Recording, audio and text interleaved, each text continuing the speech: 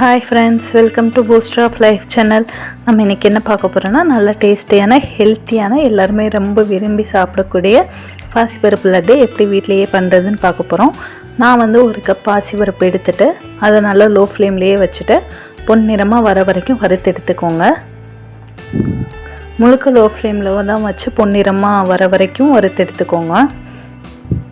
அதுக்கப்புறம் அது ஒரு மிக்ஸி ஜாருக்கு ஷிஃப்ட் பண்ணிவிட்டு நல்லா பவுடர் ஃபார்மில் இந்த மாதிரி சாஃப்டாக வர மாதிரி அரைச்சி எடுத்துக்கோங்க.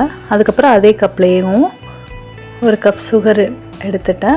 அப்புறம் 4-5 ஏலக்காய் அது கூட ஆட் பண்ணி பவுடர் ஃபார்மில் இந்த மாதிரி அரைச்சி அது கூட ஆட் பண்ணிக்கோங்க.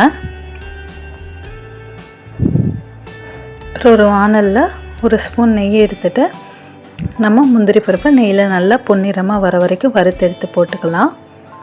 நம்ம மாவை ஒன்றுக்கும் நல்லா மிக்ஸ் ஆகிற மாதிரி மிக்ஸ் பண்ணிவிட்டு அதுக்கப்புறம் இந்த நெய்யில் வறுத்த பொன்னிறமான முந்திரி பருப்பு அது கூட ஆட் பண்ணிக்கோங்க.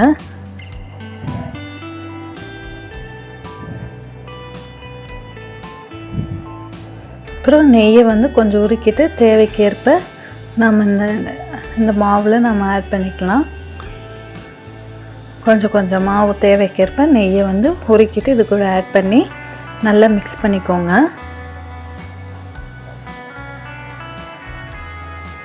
பாருங்கள், நெய் அதிகமாக சேர்க்கணும் கம்மியாக சேர்க்கணும் அந்த மாதிரிலாம் இல்லை, தேவைக்கேற்ப இந்த மாதிரி பிடிக்கிற அளவுக்கு நமக்கு இருந்தாலே போதும்.